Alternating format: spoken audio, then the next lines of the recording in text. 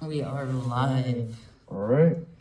Well, welcome to Before Showtime with Connor and Marcelo. A very special episode. Very special. This is Marcelo speaking. And this is Connor speaking, or as he likes to call me, Con God. I'm very flattered by it myself. And we have a very special guest tonight. I am John Vangeli, a friend of Connor's from New Jersey. Joyzy. And what major are you in currently right now? I am a psychology major, but I do love film, and it's something that's always I've been passionate about. You know, I love watching movies, and I enjoy it. Yeah, so today we have John as a special guest for our discussion on Everything, Everywhere, All at Once, which is the best picture of 2022. For the 95th Academy Awards. Or Oscars 95, or whatever they want to call it. This show is losing its identity.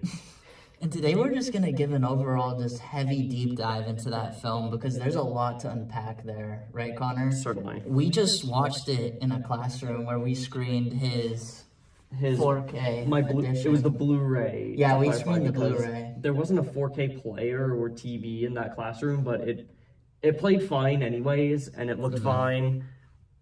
And it was your second time seeing it? Yeah, this is my second time. Yeah, first time since theater. First time since theater. This was my third time seeing it. First time was in the theater with John and my friend Chris, who couldn't be here tonight. As a matter of fact, my second time was seeing it at home. I rented it to show my family. And the third time was this Blu-ray release. This, I think, might be the film I've seen the most times from this year. This is one of the few ones I've actually gotten the chance to rewatch. And it's definitely worth rewatching too. Yeah, it honestly got if I'm being honest, I think it got even better on each viewing. John, how many times have you seen this film so far? I actually have just seen it once in the theater, but before I came in the podcast, I kind of reassessed my thoughts on it and, wrote some stuff down.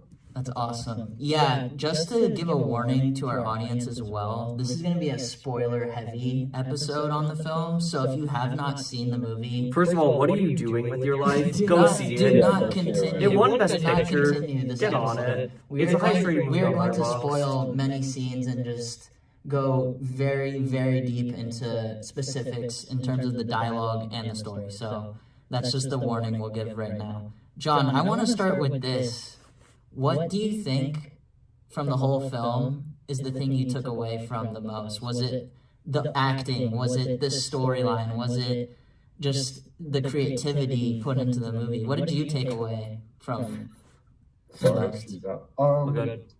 I love to write. I'm a big writer, and I think that the writing in the film was really brilliant because it was able to everybody that viewed that film had a different experience and got something different out of it. And it's so packed with so much different stuff. And I appreciated that a lot. Like, I think it created like an experience in the theater, and the writing was very strong and a big presence in it for me. The cinematography was just like completely captivating. Like there wasn't a single shot that the Daniels didn't go hard with. Yeah, exactly. This was surprisingly shot on digital, which I couldn't really tell while watching the film because it's so well lit and it doesn't look overly polished. Although this is the kind of film that I think you were telling me about this could have only been shot digitally because of just the insane amount of editing and visuals they do with it. Some of those transitions in the film that cut to basically the camera flying into the air and landing into another car, you cannot pull off with a film camera. It's just not possible with the equipment. But at the same time, like you said, they put a kind of a filter almost to the movie to make it look filmic, because clearly they lit the film to make it seem more like they shot it on 35. There's a lot more depth in the images than with most films I've seen that are shot digitally that tend to look a little too sleek, a little too Netflixy. I think we have to just say this too. This is a film where career timings just all happened at the same time, and maybe is part of the reason why this specific movie resonated with people so hard, because I can imagine like people that don't typically go to movies and see Michelle Yeoh can still get a kick out of it because it's very accessible. But then you also have people that watch movies like us, like pretty, incessantly, right? And are trying to study how you can do it at a high level. And I have to say, I think it appeals. awesome. It appeals well, just as well to mainstream audiences as it does to the film snobs like us. I think that's part of what's so special about it too, because like it has such a wide appeal in an age where the line between like, stuff for film snobs and stuff for general audience is becoming like, Even more thinner. and more fine. Yeah. Do you think that this movie even works without Short Round returning as, one of the Mom, he One of just the- won an Oscar. one of the most memorable side supporting actor characters I've seen in a minute? With what was the character's name? Wayman Wang. Wayman Wang. And then Michelle Yeoh too. I don't know if the movie works if you cast that with some other actress. No, I think the part was actually written for her, and it was, as far as I can tell, one of the few times in a Western-made film where a film actually took advantage more of her acting ability than with her martial arts abilities, which are basically what all of these clueless American journalists would ask her about when she was in Crouching Tiger and Tomorrow Never Dies and starting to cross over here in the States, because I guess on one hand, audiences weren't quite as familiar with her here in the States, but on the other hand, after a while, it does start to become her being kind of pushed into a box and pushed into stereotypes. The only other roles that were kind of similar to this that I've seen her do, where she does a lot of heavy lifting other than Crouching Tiger, were probably Memoirs of a Geisha and Crazy Rich Asians, which even then were kind of like Western made, kind of made to appeal to general audiences, whereas this is just something else entirely. Yeah, and for those that don't know, they actually originally named the main character, instead of Evelyn, Michelle Yang, because they were trying to pitch Michelle Yeoh the part, and she actually took the part but said you have to switch the name of the character because I don't like to bring my own personal Yes, self who into knows? roles, which I thought was a pretty fascinating fun fact. Yes, and this is the kind of, again, with her being put into a box throughout a lot of her career as this like martial arts star, I've always really liked her in supporting parts in U.S. films that I've seen her in, and I knew from the very beginning that she had an Oscar-winning performance in her, and this became the confirmation of it. Yeah, John, And she deserved that Oscar. have you seen other Michelle Yeoh films other than this? I've seen Crouching Tiger many years ago, but this was like my first exposure to her like acting, I think, and that I could, recall and see. But I was blown away by all of the cast, to be honest. And everybody comes through as kind of like an underdog in their own way. And like it's a success story for the whole cast, pretty much. Like it's Ke Kwan even lost his insurance during the pandemic when the film stopped shooting, and he was able to bounce back from that with the amount of acclaim that he was able to get from this part, and he won an Academy Award. Dude, he retired from acting, And he couldn't get a job essentially. for a while. And this was his first part back in a minute because his wife was like, "You should go back into acting if that's what you want to do with your life." And my God, one of the greatest comeback roles, probably in film history, if we're gonna really look back at it. Yeah, oh, definitely. I think his story is so like it's captured everyone. Like that's what he was, the like star of the Oscars. Like it's Yeah, awesome. he was the one hugging Harrison Ford and And Steven are we Spielberg. gonna just not point out, because I'm gonna at least point it out, that he is the emotional core of everything. Without a doubt. Ones. Because the Evelyn character is super stoic, typically in her characterization, because that's just she's kind of done with life, right? Yeah, and I'm glad, I respect the Daniels for writing her like this. She is a deeply flawed character, and I just hope that more people don't end up labeling her as unlikable because of some of the things that she does and says, especially about Joy and her partner and the people around her, and still not being quite adjusted to her generation and not quite having a grip on like her. Yeah, because that character, She's a complex character, the without Evelyn doubt. character is from a traditional Chinese background where obviously they're not as accepting of people liking the same sex as a partner, right? Let's Yeah. just be real here. Chinese, like in terms of the She has culture like there, it's particularly not super traditional accepting of that. values. So that's the thing she's fighting in the movie. That Joy is like really like that's the main conflict they have.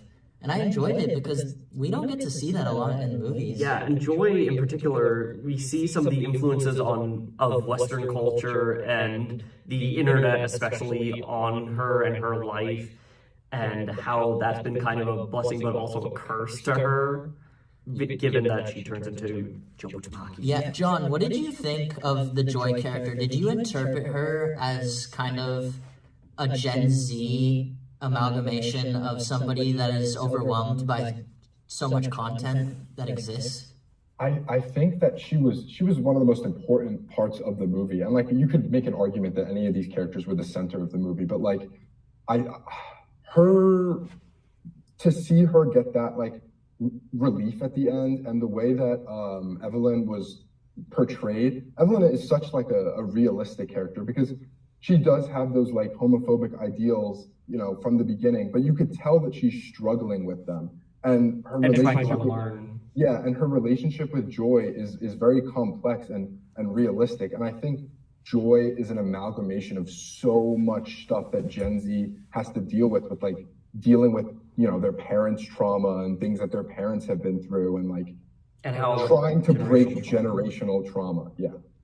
And the fact that there is just so much content on the internet and so much to have to worry about now, given the influx of information, and that is very much personified in the variety of these just absurd multiverses that we get to see. There's one with hot dog fingers, there's an anime one, there's pinatas, and even a cartoon drawing, and they sometimes go like one after the other, and that goes into how overwhelming of a movie this is to the senses. It almost feels like when we watch that movie, it almost feels like we are scrolling through all these different like videos and pictures and content. And in that respect, this is one of the first real Gen Z films that really spoke to this generation and dissected the internet and its culture in this way. And I think it would have been so easy for it to come across as like tacky, but they did it in such a tasteful way where it's not like people who are older are not going to enjoy it because they feel out of touch with the movie. It delivers it in a way that, like, especially watching it in the theater was crazy with some of these scenes that just overwhelm your senses, and it's using like the medium of film to you know, affect the audience and the way they're feeling directly, which is so cool to me. I love when movies do that. Might I add, this is one of the more experimental films to get into the mainstream consciousness. I think this and Midnight Cowboy, I think, are really the only outright experimental Best Picture winners in terms of their form and how they further the medium and play with the medium and do so many tricks to not just enhance the stylistic elements of the picture, but to really get across the commentary and messages that it's trying to. Yeah, like something I noticed on the second watch was the amount of aspect ratio changes that the filmmakers chose to go through. And they're very smooth, the transitions, because we're going into different universes, right? So they kind of do make sense. And also the fact that at times it switches to film stock. Do you remember that scene where they show them when they're younger, and I think they are living in China at the time in that universe. And they're like dressed as with the older fashion, and there's even quite a gorgeous, soft, focus lit section of the film that's pretty much entirely an homage to Wong Kar-wai's films, when Evelyn and Waymond are at the movie premiere, and then they meet each other in the the gorgeous smoky green neon alleyway that is right out of a Wong Kar-wai movie. Yeah, I really enjoyed too that they were overt with the film references. I'm like a sucker for that in movies. So when it was doing a 2001 Space Odyssey reference, I thought it worked in the movie. Raccoonie. Raccoonie. Yeah. Let's do a movie where we're clearly commenting about Disney's use of the multiverse, but not shit on Disney the whole time. Yeah, I think the people that made Ratatouille would watch this movie and not be disappointed with how they used the character. Yeah, and not gonna lie, like first of all, this is as like charming and as emotional and as much of a roller coaster ride as some of the best Pixar films, might I add. Yes, definitely. And this film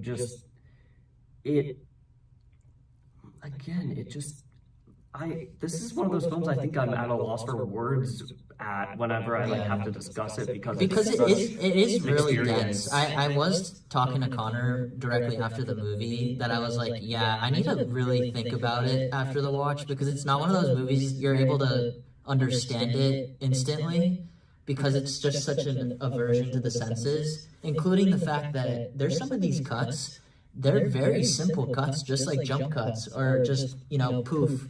And then we go into like a piñata, like you were saying. And I think the simplicity of the cutting mixed with the complexity is what this movie really got right about filmmaking in general. Have you ever seen, John, It's Such a Beautiful Day? No, I have not. It's like an animated film, right? Yeah, it's a great animated film that talks about the existentialism about life.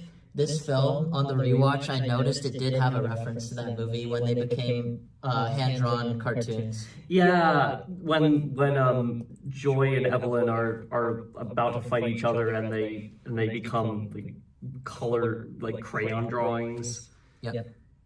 It was a pretty interesting way to like, okay, we're gonna show film references. Here's one. And here's one. It has one for everyone. And it comments on the medium itself because you see Evelyn as Michelle Yeoh, essentially, as a movie star, seeing her own film in the theater, and basically the absurd action set pieces that we've seen thus far, almost in this universe, it's part of that movie. And even in the towards the second act of the film, I remember seeing this in the theater, and we were all just like, "What?" At the scene, and it straight up says like, it has a false ending. It's like directed by Daniels, written and directed by Daniels, starring Michelle Yeoh, and then it turns out it's panning towards a movie theater, and then we see the Alphaverse, Evelyn running out of the theater. And I remember our friend Chris, when we saw it, he was just like, I am so confused. There were a few moments in the theater. Well, what I always remember is after that movie, we were speechless. We like walked out of the theater. We could not wait to discuss it. We couldn't say anything. But then, specifically, me and Connor were talking about, like, we kept saying, how did a movie that had like this, and this make us feel this, and this? Because like it goes so absurd with some of the ideas, and on paper, none of it should work. It should be the most like convoluted thing ever. But it becomes like a masterpiece because of it. Did the hot dog fingers work for you, John? Yeah.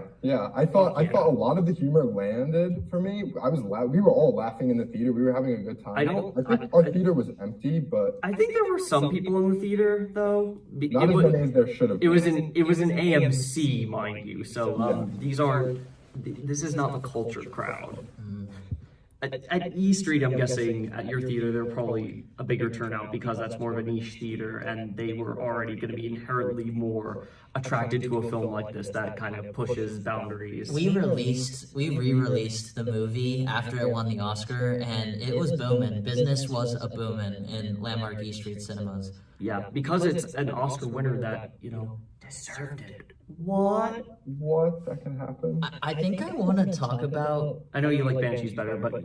Not that. I want to talk about the Daniels here, because I think it has to be mentioned. These guys came pretty much out of nowhere. They did have a debut feature called Swiss Army Man with Paul Dano and Daniel Radcliffe. Actually, they did make music videos before that. They did the video a couple of music videos. Did you see this surprisingly. coming after Swiss Army Man, though? I didn't see this Actually, coming. I think Steiner made Death at Dick Long in between Solo. those two. He did a solo movie. But this was the first like Daniels movie since then. I knew deep down I knew they had something up their sleeve, considering that Swiss Army Man. I know you didn't like it as much, but I thought it was a very, very strong debut, and it was basically essentially if the hot dog fingers subplot in Everything Ever All at Once were the feature-length film, and it was also surprisingly kind of touching, similarly to Everything Everywhere.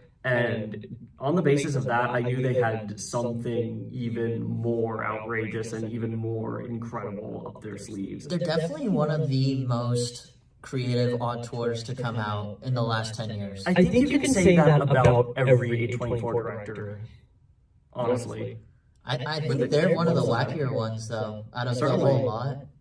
John, have you seen their work previously? Like Swiss Yeah, Army Man? I saw Swiss Army Man, but I'm going to be honest, I had no expectations going into Everything Everywhere All at Once. Like I heard that it was getting pretty good reviews, but I did not expect what I agree with you. I would not expect them to make this after that. Not at all. Yeah, something this ambitious, especially because there was not the marketing of this film I had was quite good. They didn't show many images of the film until like the month before the film's release. The first thing we saw was of the googly eyes making the A24 logo, and then only a month later we got the trailer.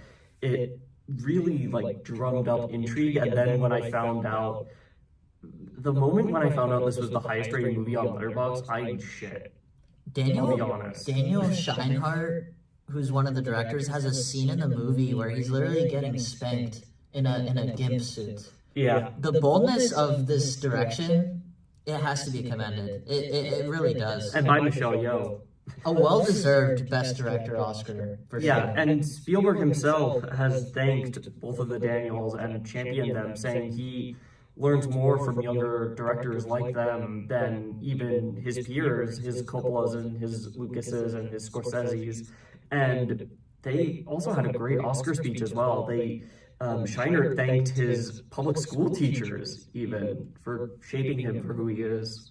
Yeah, no, it's an incredible feat what they pulled off. John, if you were in a deserted island and you had a choice between Everything Everywhere All at Once or There Will Be Blood, which movie would you take on that island? I know. It's too difficult for me to decide. That's a hard one.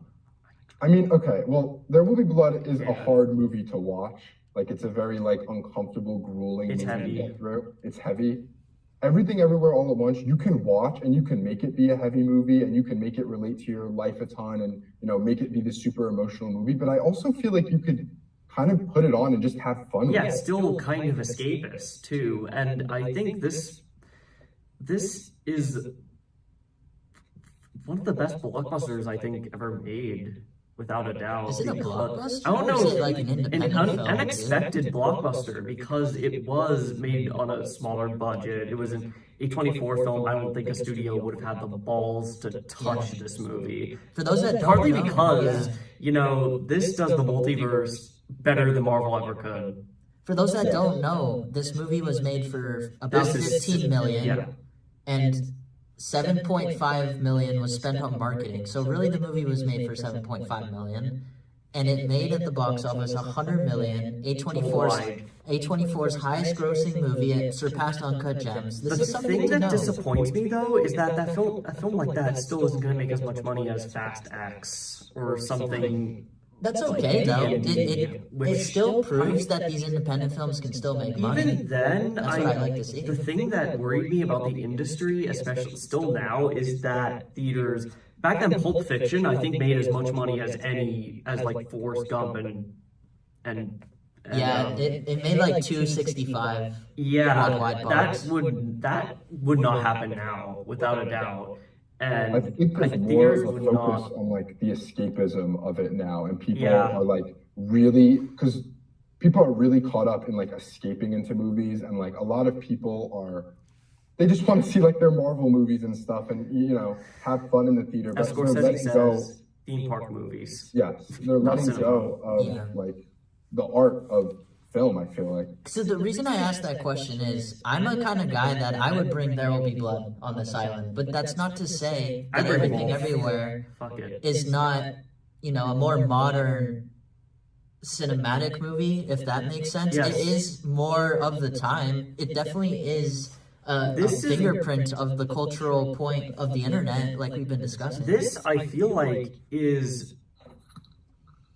is a cultural milestone of a film, and I think that's why part of the reason why I also loved it so much, and part of the more I thought about, the more I appreciated it, was that it was really one of the first Gen Z films. Do you that think? really Do you think that understood our component scared generation. people though? Because I heard a lot of stars like Tom Cruise, a couple others didn't even go to the Oscars this year. I wonder if they're Well, scared. Tom Cruise was because of Scientology. Well, no, and I don't jokes think about so. I it. think they're actually scared of the direction that the industry is going in, because you have to argue like this movie is very, very experimental. It's out there. Yeah, like I don't think I don't know if would Kubrick like this movie. I'm not sure. I don't know. He could.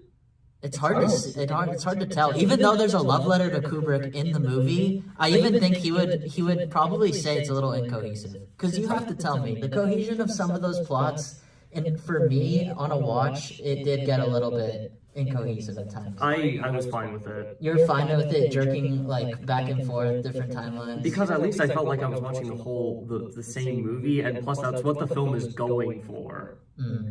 I think it's a movie that's kind of supposed to confuse you. Like a lot, that's a big criticism that I feel like I've heard a lot of people say of the movie. Like it's hard to follow and like it didn't make sense. But I think like the core of the movie is very easy to understand, and it's made like that on purpose. Yeah, Like the story family of the drama. family. Yeah, Yeah. exactly. No, I'd agree. That's the thing that keeps it together from just being like, whoa, this is complete chaos, right? Yeah. Because at points, Chaotic like there are dildos that are being used as weapons, and hot dog fingers. and at one point, in order to plugs. activate superpowers, you need to do something weird. So people are jumping off to like cover their butts with a plug, right? Yep. Like, it is wacky. You can't tell me like it's not. It's pretty at fucking times. goofy, and there was a pinky kung fu. Yeah. It was hilarious though, but I don't know if that would completely work if they either didn't completely lean into it or if they didn't balance that with just an incredibly heartfelt story. And I think that Yeah, because that are we gonna both of which mention are my like, work. you got really hit by one of the scenes during the watch? I think this has happened. This happened all three watches, and it's the same two scenes. And if you've seen the film, you know what I'm talking about. And it's two moments: the finale, where Evelyn and Joy reconcile, and earlier on during the montage where the now somewhat iconic montage of Wayman saying, "In another life, I would just be doing laundry and taxes with you." And there was the montage of his life and him laughing with the googly eyes, and I think both of them were not necessarily like sad tears coming out, but more so like first of all, I just connected so much with this story, and particularly with Joy's story, because whether we all like it or not, we have a bit of her in us as our generation. We all, I hope we all try not to be Jobu Tupaki, and Yeah. Don't let the internet kill your mind, right? Yeah. Because it really can. It is a place with just and suck you limitless amounts of into everything. Knowledge, violence, a hate, bagel. love. It is it is a crazy thing. And the laundry and taxes scene, first of all, already an iconic moment in the film, and it was his Oscar clip and everything, and it was that was a moment where his arc was really starting to come into shape, and again him and Joy both arguably being the hearts and souls of the picture. Yeah. that's where the movie, at least for me, that's the part I love most. I think That's when the part that's that grounded, where I'm like, okay, this movie works. like 2/3 of the way through the film, that's when the film went from merely being good to being a 10 out of 10 in my eyes. I completely agree. I think like the ending, all the family stuff is what makes it so special. What is made everybody able to enjoy it and relate and see something in it. And it is like a love letter to Gen Z and everything wrong with Gen Z, but also like praising a lot of the culture and, you know, a lot of the problems that people are dealing with. Yeah, I think because Connor has mentioned this in an earlier episode about sometimes filmmakers like to shit on the Gen Z generation No. for some reason. Bodies. This movie does not do it at all. In fact, like you said, it kind of cherishes the quirks that we have, in that we do have access to things that our parents don't, and that can make us chaotic, but it can also make us, you know, have a little bit more knowledge And like more acceptance of others in this case, because a lot of the story hinges on Joy not being 100% accepted by her family as being in a queer relationship, and we see some of Evelyn's somewhat still old-fashioned attitudes about queer people and about Jewish people, and even later on in one of the more in the scene that leads to the big tear-jerking moment in the film is when she ends up outing Joy, which first of all, not cool, and second of all, that really like helps create the flaws with this character that help us in a way identify with her, and in a way also empathize even more with Joy, and want them to reconcile, because we know them as like flesh and blood humans rather than just lame action heroes. Yeah, like I'm gonna mention that Evelyn does change by the end of the film, but still, even through the whole journey, still at the end says, "Hey, grow your hair out" to Joy's girlfriend, which means like, oh, she's still Evelyn, right? She's still like going to call out certain differences that she just does not agree with because she's a human being. But at the same time, she learned like to accept her daughter for being gay and to be open about it, even with her parent that is obviously not going to like it. And they're now accepting her as having both Joy and Evelyn have both kind of unlearned a lot of behaviors over the course of the story, with Evelyn, as we've mentioned, trying to like kind of understand her daughter and try to unlearn some of that internalized bigotry that she still has given her generation, and that she was in a place where a lot of bigotry was acceptable. And Joy, we want to see her unlearn the nihilism and depression that she's starting to suffer through, and how she doesn't feel like there's much worth in life at all. Nothing matters to her, and that's what conquers her. Jobu Tupaki is mental illness.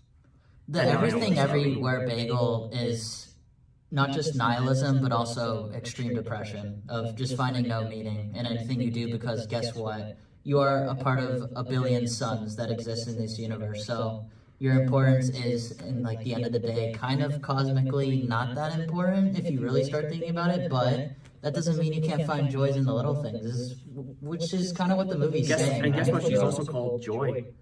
Yep. Might I add, Stephanie Hsu, I think this was one of the first things I saw her in besides Shang-Chi. But this was the first like real big role she got. This is a meaty role. I don't think this is even a hot take. Even though I think Jamie Lee Curtis's performance in this film is getting unfairly hated on because she ended up winning the Oscar over Stephanie Hsu. Stephanie Hsu, I still have to say, she was fucking phenomenal. Was phenomenal in this movie. I don't know if it's a hot take to even say she may have deserved it slightly more than Jamie Lee Curtis just based on the performance alone. I think Film Twitter would agree with you. But I'm not gonna roast Jamie Lee Curtis getting an Oscar. I think that's pretty cool. I live in a world where Jamie Lee Curtis has an I Oscar. guess so. I think she should have won for Fish Called Wanda, and also I sympathize with Angela Bassett. I agree. Frustration. Was there more of a narrative award there given? Yeah, it was an overdue one. John, do you think Stephanie Hsu was a more powerful performance? Oh, certainly. I definitely think that her performance was more powerful, but I kind of agree with you, Marcel. Like, it is nice to see Jamie Lee Curtis is Jamie Lee Curtis. Like, it's good to see her. Yeah, I don't have any hard feelings against her personally for She wasn't having even won. bad in the movie. If people She was funny in the film. She was No, good. yeah. I know the part is not like as nuanced per se as Joy, or even slash Joe or Buttigieg. even the Queen in Black Panther. Yeah. Or even- No, I understand. Angela Bassett when she She did the watched same. Jamie Lee Curtis's Oscar clip of She her didn't eating cheer. hot dog fingers, she was a little bit disappointed. She was disappointed. She was rightly so, because women of color still have been, even with Michelle Yeoh's win, which thank fucking Christ that happened. Women of color are still like not being credited and canonized enough for their work in these films.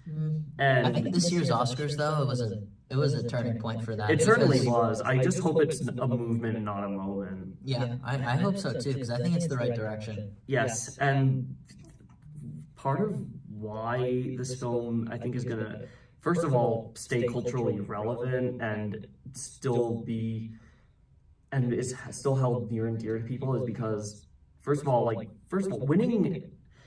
seeing an Asian woman winning an Oscar, and like, imagine young, like, I imagine like girls who look like her watching that and just being so empowered by the fact that someone who looks like them can win an Academy Award. It's an amazing achievement for anybody to win an Oscar, but you kind of have to give it a little bit more of a pat on the back for people of color because guess what? It's not really built the system for them to succeed, but that is changing, I must say, because look at these past couple Best Picture winners. We got Everything Everywhere, which is clearly an Asian community like W, film. right? And then the year prior we have Nomadland, right? Which is no, it was Coda. It was Coda. before that, Okay, which so was with also the deaf the community. deaf community, And right?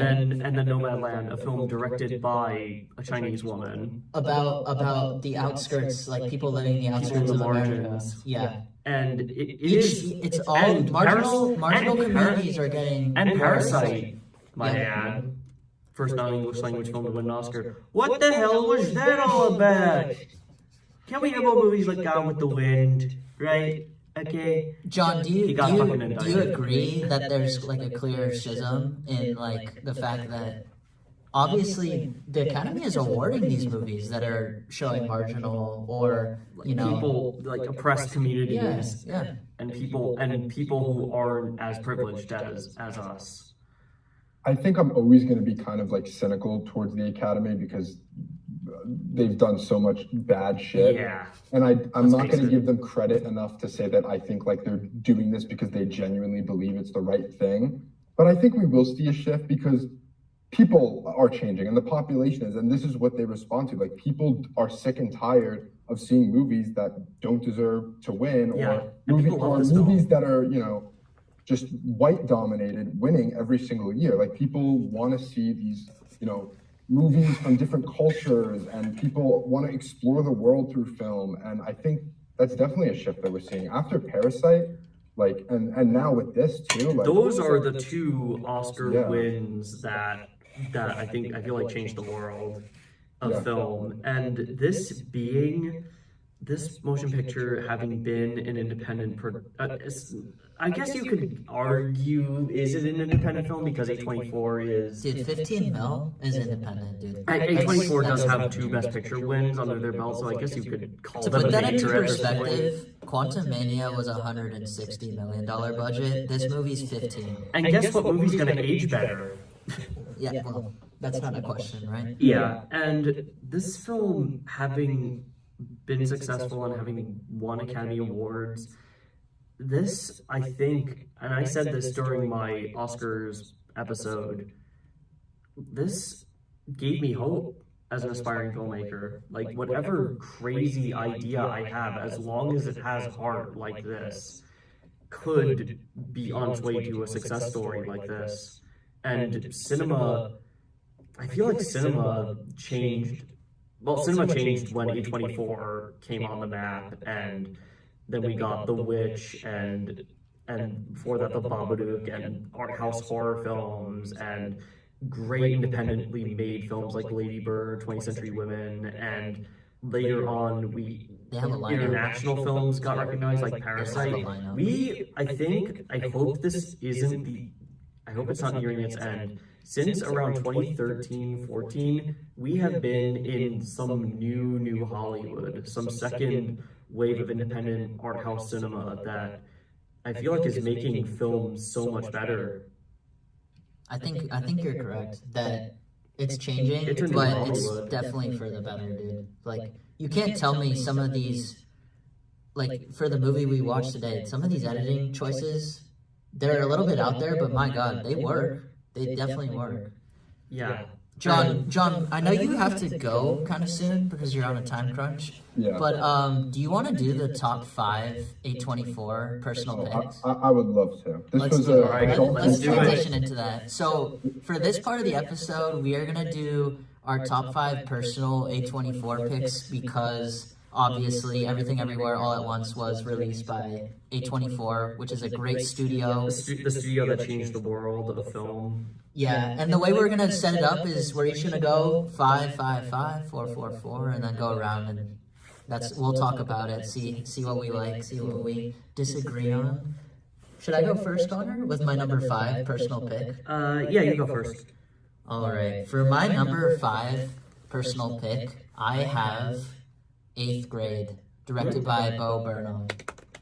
This film, for those that don't know, is centered around a girl who's obviously in the 8th grade, played by Isla Fisher, and she Elsie Fisher. Elsie Fisher, Not Isla Fisher. Isla Fisher, right? I keep mixing the names. She's Gucci. fantastic in one of my first exposures to her on I screen. think my first exposure to her, she was a voice in Despicable Me and a couple of animated films before that, but this was the first time I'd seen her in a live action feature. Yeah, and it's basically the movie is just her growing up in 8th grade and liking boys and going into trouble about popularity and feeling accepted. But what I love about this film, and this comes from it being Bo Burnham's debut feature. First of all, I really hope he gets to make another narrative feature. I'm surprised he hasn't, but I think it's because of Inside. Yeah, what a piece of art that movie. Or is that even a movie? Like a comedy special? Like that is a I made you great some comedy special. content. Yeah. I made you some I think what 8th grade does really well though, and why it reached in the top 5 for me is it's such a down to earth indie film that doesn't try to. It's unpretentious. Yeah, it doesn't try to squeeze drama in places they don't need it. They are always focused on just telling the story about this girl, and they don't throw her into these weird situations where she's like experiencing like euphoria level dramatic beats. Like it was just super down to earth. And plus, the reason why I feel like this film in particular connected with people, especially myself, is that Kayla is kind of a socially awkward kid, and she has trouble getting along with people, even has some hints at mental health issues, and she is not the generic privileged like teen movie like 90210 John Hughes style like leading lady. She is a nuanced character. We identify with her every moment, and it's not afraid to get uncomfortable in how it depicts this. Not at all. And it, like, can we mention the fact she actually looks like she's in 8th grade? Sometimes Yeah, she's in like film, filmy and they shoot everything. these movies, and you're like, they look too old.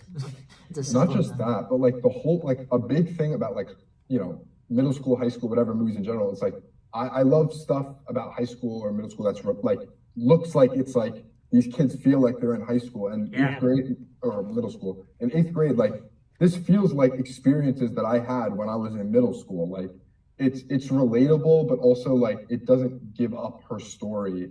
and it doesn't become too like general. It's not trying too hard to be relatable either, and it's just such a true to life story that I can always relate to no matter the situation, and that's my number 5 film as well. Coincidence? Jinx, Con God. All right, what's yours? Okay, mine is Come On, Come On. Joaquin Phoenix is my favorite actor of all time, and that movie just connected with me in so many levels. I spoke about this with Everything Everywhere All at Once. Like, it was such an experience to watch that in the theater, and I've watched it once since then, I think, and it's just like I love writing in movies, and the writing in that was just superb. Like, it's a really wonderful film. Yeah, Mike Mills is an excellent screenwriter. I think that's actually his stronger suit than his directing, and he's a phenomenal director. He gets powerhouse performances every time. And he even got an Oscar for Christopher Plummer for Beginners, which is an earlier film of his. And might I add, I watched this with my mom in theaters, and this was about, I think, my 3rd time after seeing the Joker, because I don't go like too often with my mom to the movies. So this like was weirdly like, I was like, oh, look at Joaquin again coming back. But this was such an interesting follow-up to the Joker role, because it's so subdued, and it really relies on the connection between him and the little boy in the movie, who is played excellently. Yeah, I was gonna say, the little boy is, oh my God, like that performance. I really think the little boy not being as good as he was could have destroyed the whole movie, but because he was so good, and because his relationship with Joaquin Phoenix, who like you said, had just come off of Joker, which is like crazy. That was his Oscar role without a doubt, where he's transforming, he's in makeup, he lost weight, he's playing a comic book villain, but he's also What is this show though? Extreme range. Dude's a chameleon and good at his job. Yeah, and I might even say I liked him better in this than in Joker. Oh, I did too. I think his performance in Joker. I think his performance in Joker is good, but it's showy. It's somebody losing their mind. We've seen it before, and it's super showy. It's Travis Bickle mixed with the Joker comic book. Yeah, it's a give me the Oscar role without a doubt. Not that Joaquin Phoenix doesn't play it well, because he's very talented. Yeah, I loved him in Joker, honestly. I thought that was great. He was very good. And might I add, I cannot wait for Beau is Afraid. Yeah. I'm so excited. Yeah, Joaquin that Phoenix, in my top it doesn't have to 5. be said, but one of the greatest working actors right now. Absolutely. My number 4 pick, which is kind of interesting since you just mentioned a Mike Mills film, is 20th Century Women, which is Mike Mills' film before he released Come On, Come On. I still need to see that. This is an excellent ensemble piece starring Greta Gerwig, Annette Bening. Greta Gerwig, one of my heroes. One of the Fanning sister. I think it's Elle Fanning. And might I add Billy Kudrup as like kind of the one token guy character that's pretty down to earth, and it's not one of those guy characters where he's super evil and stuff. He's just it felt superhuman, the movie, because it is based on Mike Mills' upbringing, being raised by women in Santa Barbara at the time. So it's such a personal piece. I remember seeing ads for that when it first came out, and I remember the way it was advertised, it was like kind of depicted as a stereotypical like prestige picture. But the experience I got watching it was almost watching a poem, but read out loud by a child, but then an adult reminiscing on that poem. It was kind of that experience because of the film doing a narration component, where the guy who's being raised by all these women is narrating about his mom, about Greta Gerwig's character. Curious question. Do you think it did the voiceover well? Incredibly well. Yeah, because it did voiceover to the point. How dare you use any voiceover? It did voiceover to the point where I was like, this movie probably doesn't work without the voiceover component. Yeah, and I tend to be the kind of person who sometimes gets a little critical of voiceover. I'm almost, not to the point of this, but I almost get like the Brian Cox character in Adaptation, where he's like, how dare you use any voiceover in my script? Yeah, and I don't need to mention this, but this film, it looks really, yeah, really I saw a Cinefix list that actually named one scene in it one of the best camera movements in cinema. Because Mills' style is very subtle, but the compositions on these shots, when you watch a 20th Century Women, Connor, you are going to have a field day. Yeah. What's your number 4 pick? What's your actually? You want it, John? Do you have your number 4 ready? Do you want to do yours? My number 4 is Florida Project because It's a solid. That's a really solid. Sean one. Baker. I love what Sean Baker did with something that's frankly pretty ugly. Like the Florida Strip, like in Orlando, is an ugly thing. Yeah. And, like he took it without and he saying. made it into something so magnificent, and he took this little story that kind of feels like an ant in our big world and made it feel like it was everything, because it is everything to these kids. And it brought me back to that feeling of being a kid while also telling a story that like I was interested and compelled in. I love that movie so much. And Willem Dafoe in it, so good. Awesome. Yeah. Awesome. I remember I remember not enjoying the film a lot when I first saw it, but it warmed on me the more I thought about it, the more again, with the level of realism and the incredible performances, another great child performance from Brooklyn Prince.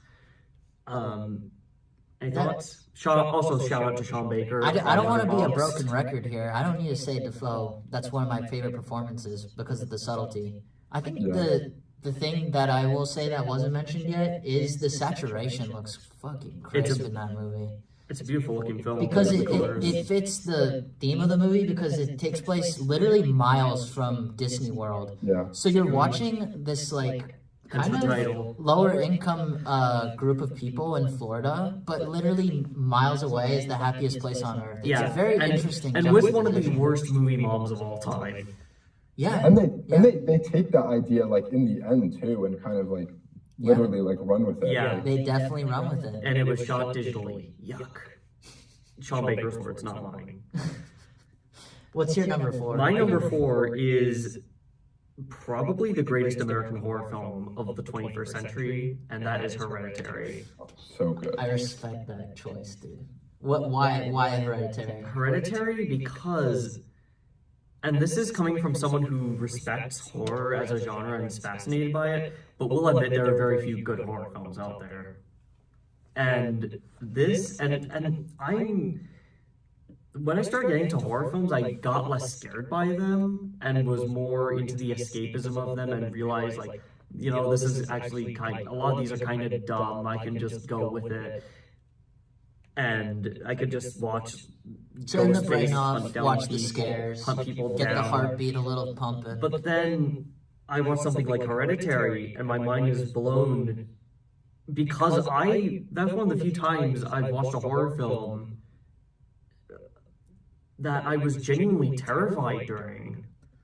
It's one of the most disturbing horror movies that I've ever seen. Same. And It's up there with certainly with The Shining and The Babadook and Texas Chainsaw Massacre. one of my favorite directorial debuts I've ever seen. How the fuck is this a debut feature? How?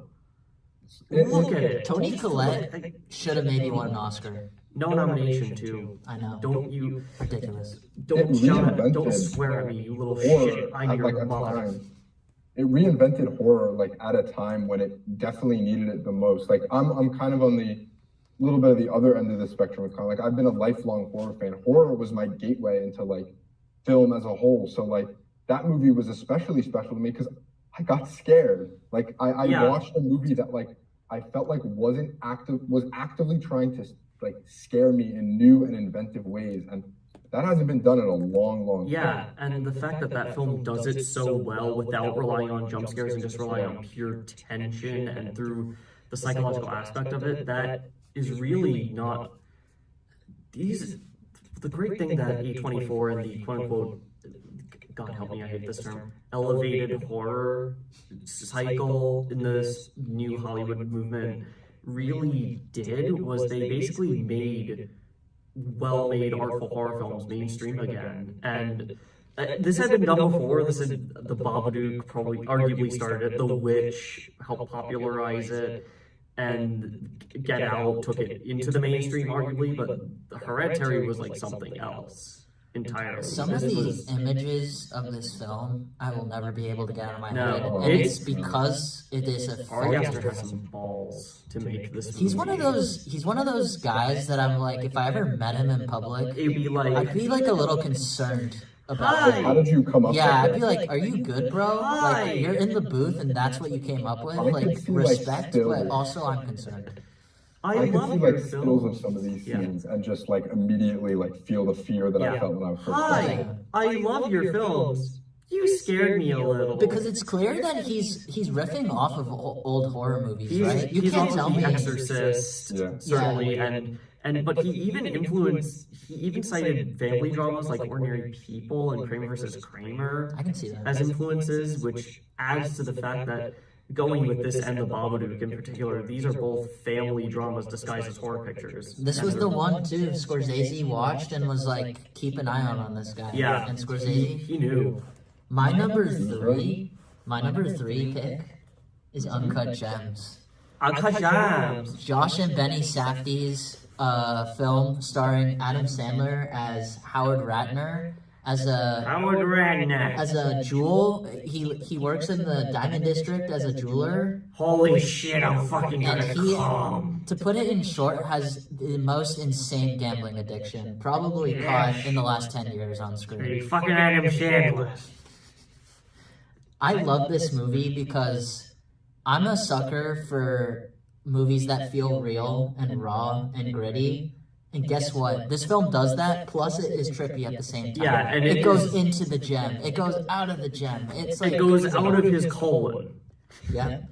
It's a very bold film, and guess what? It's a super personal one from the Safdie bros because their dad worked in the Diamond District, so they know a thing or two.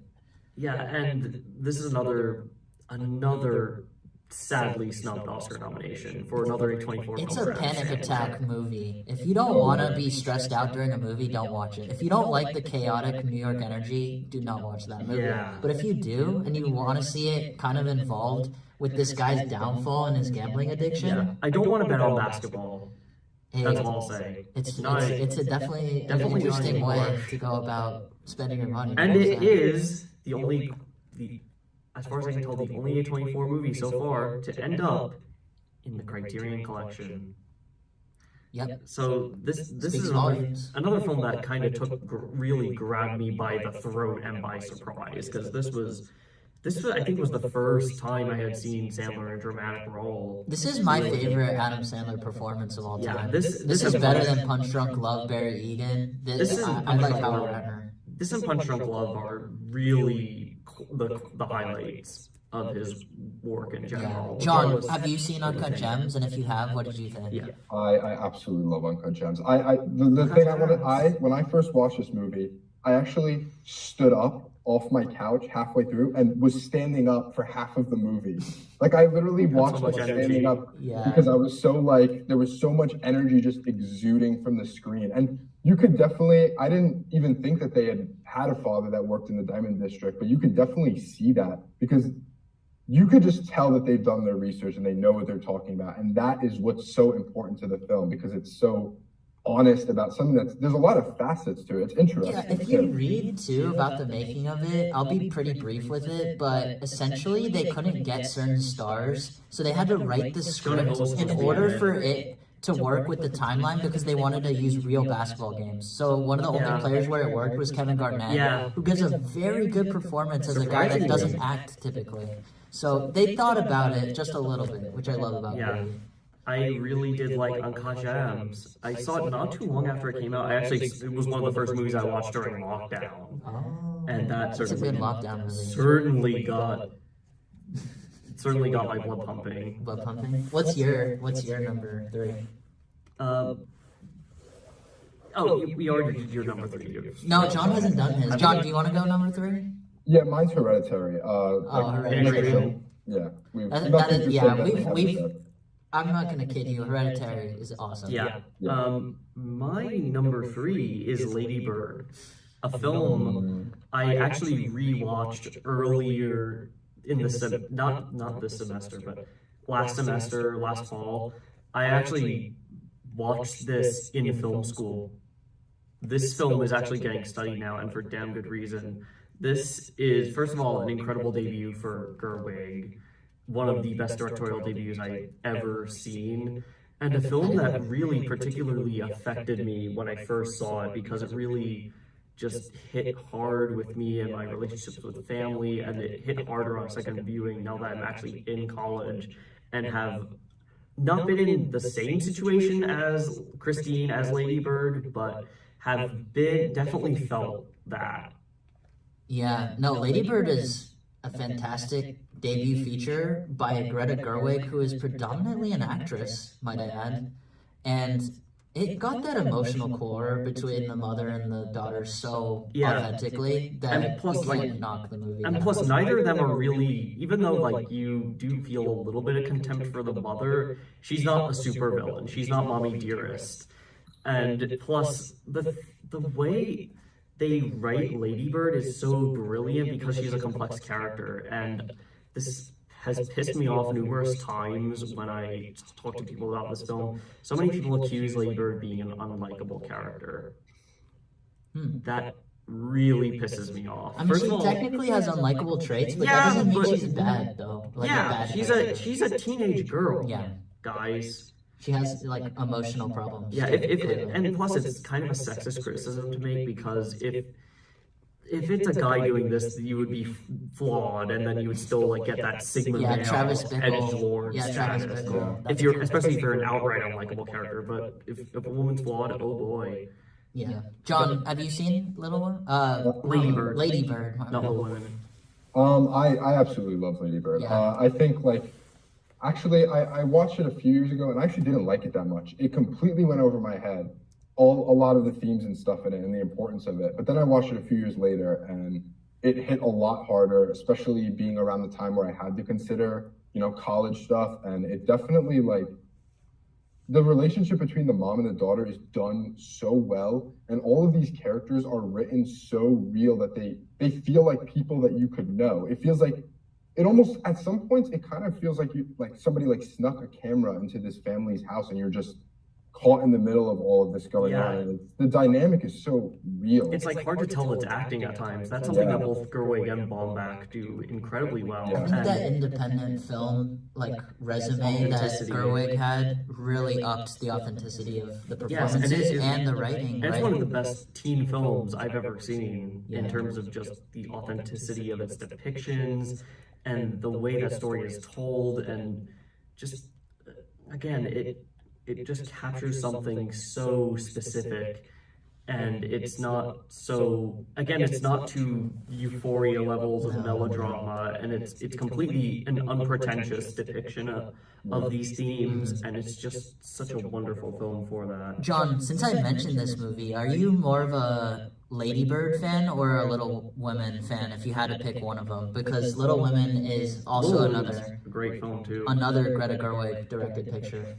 I'm gonna go hot take, dude. I love Little Women. I'm picking Little Women out of the two, and I think it's because I think it does the period piece element so well, plus the fact that it's a story everyone kind of knows. It's been done multiple times, and she brought something new to it. Yeah. What were you saying?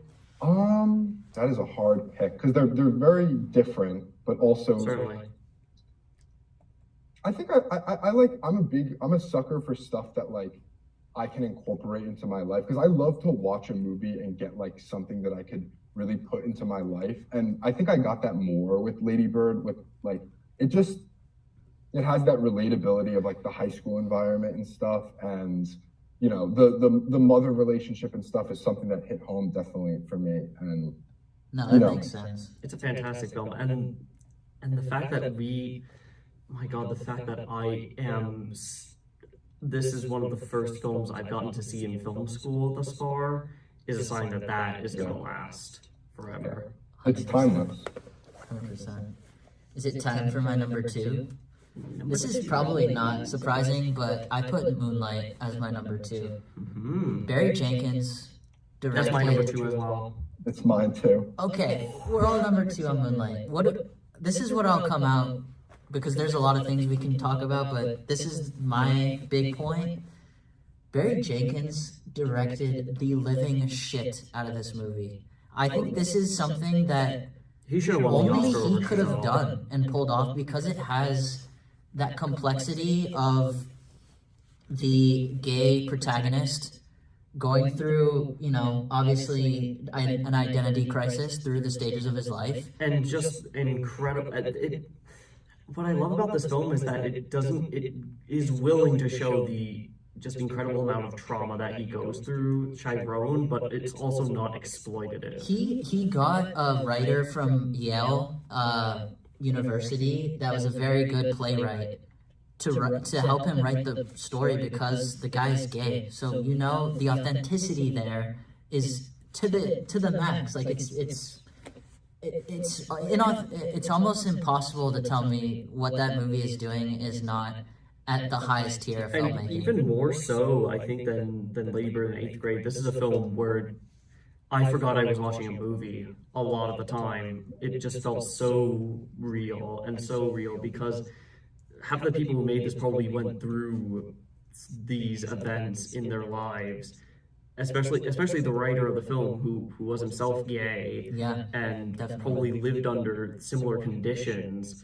And this film is just another film that this is another one of those films I watched during lockdown to catch up with. That film basically left me broken and beaten and shattered. Yeah, because for those that don't know too, Barry Jenkins was raised by a mother who was a drug addict. So that component of the story, like Harris in it.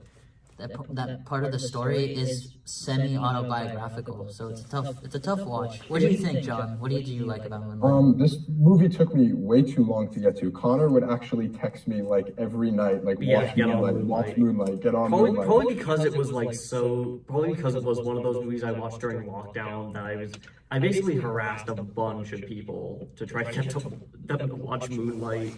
Yeah, and I'm happy that he did, because it is one of the most like haunting depiction of all of these problems and it goes into it in such a, well, excuse me, sorry. And it goes into it in such like it's not afraid to show some of the ugly parts of this that make the viewer uncomfortable, because you should feel uncomfortable, because these are issues that people are facing. And the ending of the movie, like that whole movie, it just haunts me to this day. Like I still think about it all of the time. And the fact that film is also just a feast for the eyes and ears, despite the uncomfortable subject Nicholas matter. Britell's score is fantastic. Mahershala Ali, supporting actor. And Naomi who Harris also has one of the most haunting off-screen deaths I've seen in a film. It hits on all cylinders in filmmaking. And this picture is just beautiful looking, with the color scheme and the purples and blues, and it's such a romantic film as well, especially that first encounter between Kevin and Chiron as teenagers, and that final shot of young Chiron at the beach, an homage to 400 Blows, is another image that will like stick with me for years. Yeah, best picture winner too. Best picture winner that deserved it. I know you're partial to La La Land. Yeah, I'm a La La Land. I'm also a La La Land. Yeah, let's go. John's a La La Thanks. Land. I don't like it. Okay, what's your number two, Connor?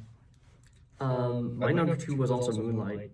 So we all did. That was my number one. I'll just go to my number one. What's your number one? What's your number one, John? Okay. Yeah, let's do John's number one. My number one is Everything Everywhere All at Once. My number one is also Everything Everywhere All at Once. Whoa, mine's Hereditary. So we already discussed Hereditary.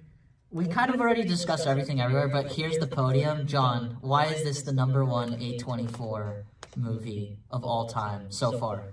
I think I've seen quite a few of the A24 movies, and I think a lot of them are great films, but this one in particular, like this whole conversation has shown, it's changing film. And I think that down the line, we're gonna see its influence on like film and as a whole, and like film as a medium to tell stories that are complex and aren't, are challenging. And are challenging this like older generation of filmmaking, and it's bringing in like a younger, more relatability to what is like considered like, to be higher film. Like,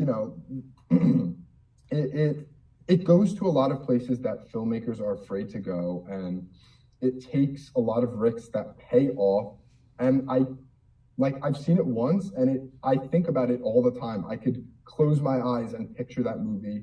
It's such a cultural phenomenon right now, and hopefully it will stay that way.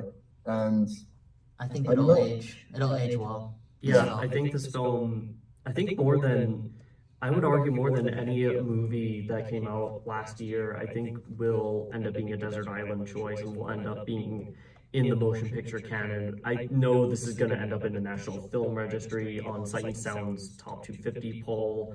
I know that this film is going to last forever, not just because it is such a timely film and such an important motion picture, but also because it gave millions of people hope, and both filmmakers and just regular people as a whole, and just the fact that it showed just in the form of this bonkers multiverse story, it also has so much heart and just is. I'm sound like a broken record no, here, but it's the most creative of all the A24s. You can't and tell me that's otherwise. and that's a high bar too. Like, Because A24 is all about letting the director and the artist just go with their vision. Yeah. That's what I love about them, because they don't have, these studio mandates in terms of the pictures. even though sometimes they do get a Scott Rudin. Yeah, but they don't know what people's personal lives are. That's proof, right? Yeah. We don't know what goes down. The Safdie brothers are even in hot water for something that I won't discuss right now. No, yeah, they had some interesting tactics when they went independent film. Because independent film, too, is such like a boots-on-the-ground experience that I think it is quite tough to follow all the rules, I must say. Yeah, and independent films in general are, by design, going to be riskier and more challenging to Definitely. produce and distribute than a studio film. Like, again, even Everything Everywhere All at Once isn't even going to make as much money as the worst Marvel movie. Yeah. And that's, first of all, that's a fucking shame. And two, it just goes to show like how, I wouldn't say like how far cinema has fallen, but like how much it's changed with the advent of streaming and with the advent of the pandemic.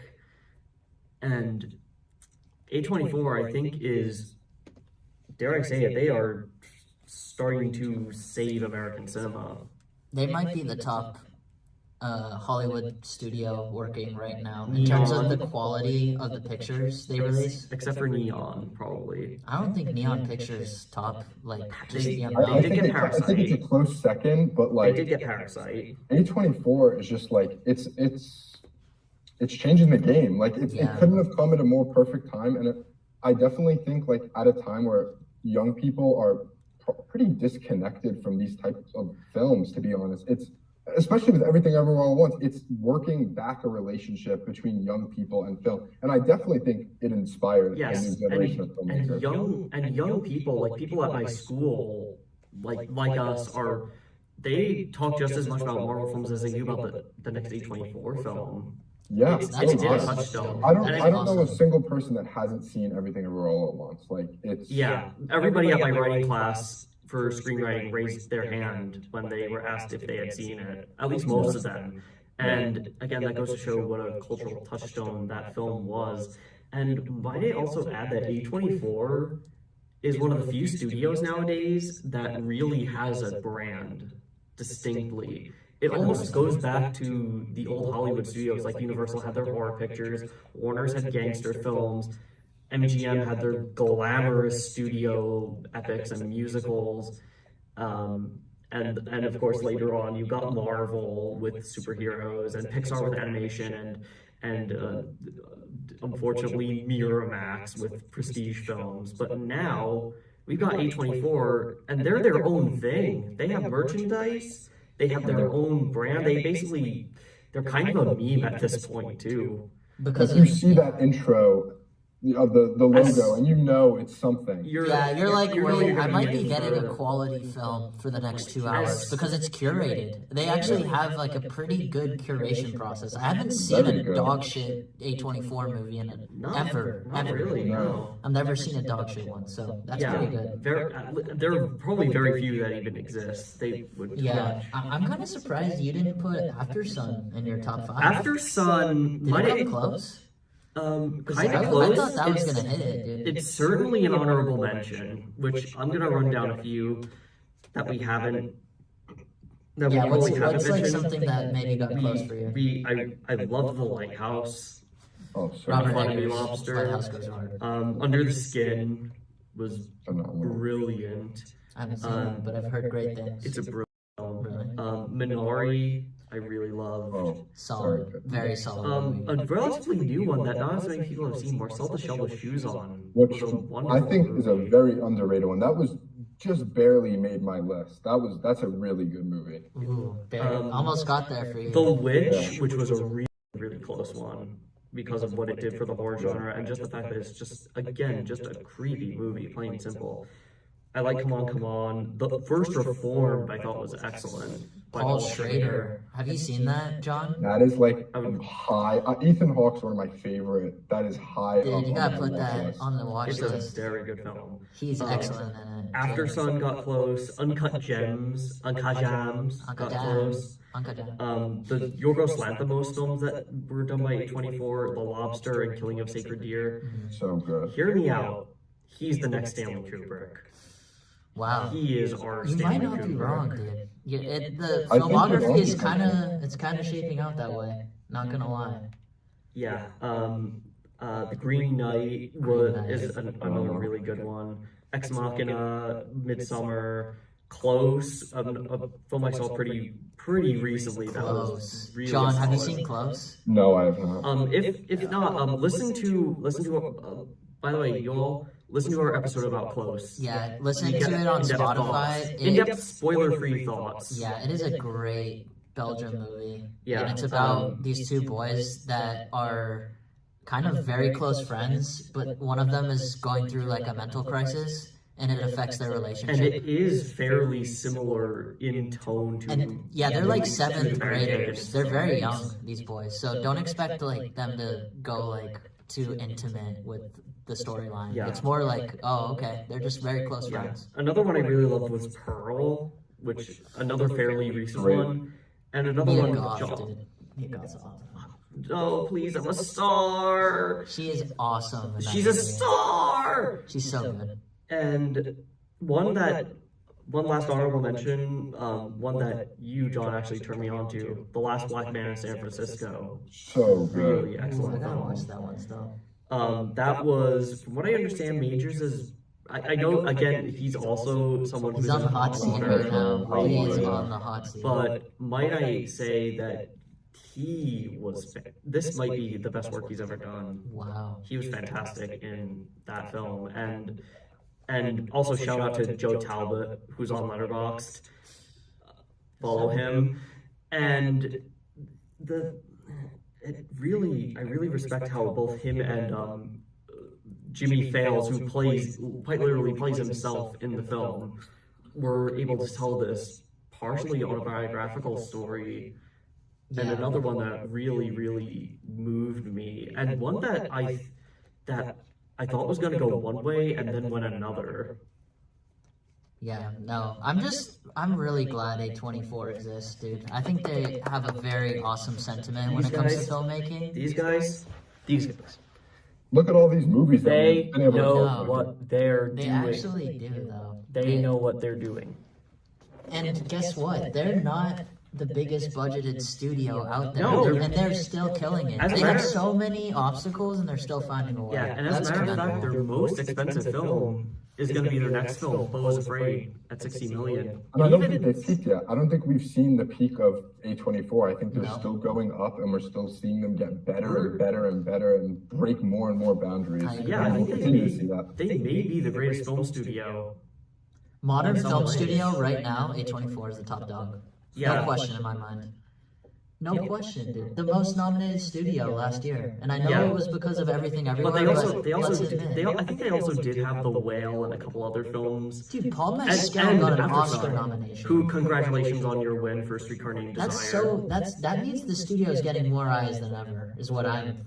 Because Yeah. Paul Mescal getting an Oscar nomination shows me And that they- A24 is having some And dominance. they have a box office hit and a cultural phenomenon to their name. And even if they made just this, I'd be proud of them. Yep. And the marketing for Beau's Afraid is so good. I think a lot of people are going to see it too. Yeah, I guess so. hope so. I'm Yeah. concerned because Will, of the will it be budget. this year's like Everything Everywhere? Like weirdly I enough. don't know because another weird. It's so film. bold. Yeah. It looks so It's bold. basically it's Ari Aster doing a not necessarily a horror film, but a horrific black comedy. That's he calls it like a zombie nightmare comedy, and this got me even more intrigued to watch it. A Jewish Lord of the Yeah, I Rings, heard. and Interesting. Yeah. it's going to be a decade spanning, very trippy, as far as I can tell, kind of a non-linear narrative, and it's going to be super heady, and it's going to be just a lot of fun to watch. That's Just- gonna be a dense one. just- Where like I'm gonna walk out and be like, I need to think about it. Yeah, that definitely is going to need explained videos. It's 3 hours as well. Whoa. Wow, And- I didn't even know that. And He's going for it. this Ari Aster with I've the heard, budget. I've even Let's heard some go. people say that it may be his best movie. Even. Whoa. I'm so excited. I'm definitely I'm very excited. looking forward to that, along with Barbie and Oppenheimer and Past Lives. This Those is are gonna some of my be most this is gonna be a anticipated great year for film. And I mean, think. the Another film, great year, yeah. the film, Dune Part 2? Did we Yeah. mention that? the film bros are going to be happy that Nolan and Villeneuve have the same movie. Hey, calling it That's now in the too. mail. Dune Part 2 might win the Oscar for Best Picture. I don't know, because I don't know if the Lord of the Rings is going to happen again, but I can see that topping the first. Yeah.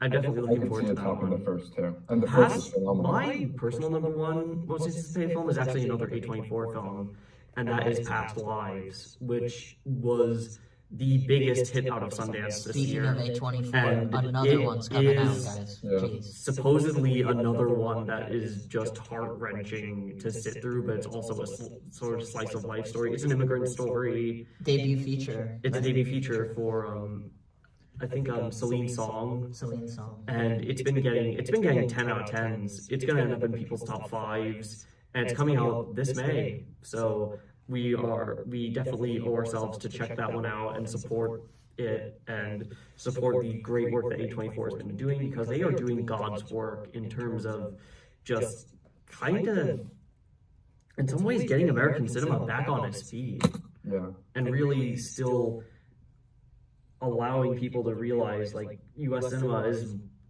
it's not just Marvel movies, it's not just superhero films, it's not just in terms of the quality stuff, it's not just the stereotypically Oscar-based stuff that the Weinsteins would have produced, God help us. Yeah, no, it's They an crossed awesome over. it's an awesome studio, and it's gonna continue to be awesome. It's very clear. I hope the money doesn't affect their decision making, because guess what? These movies are gonna keep getting more and more people. Yeah. That's my prediction, at least. I want to thank John for coming on the show today. You were an awesome you. guest. Thank you guys. Yeah, so you have a much. great cinematic mind, dude. Keep Oh, up I like the appreciate watching, it. because yeah, you really like know your stuff. Thank you. It was lovely to be on. It's the first time ever on a podcast, so Oh Yeah. fun. It got some was, years. it was awesome to have you. And if we ever have another opportunity, I'm definitely gonna hit you up, dude. 'Cause I'm so down. Always. I can always talk about movies. awesome. Always. Well, that about wraps it up for this episode on Everything Everywhere in A24. I just want to thank you for reaching it this far. I know it's not the easiest task. And yeah, just catch us on the next time on Before Showtime with Connor and Marcelo.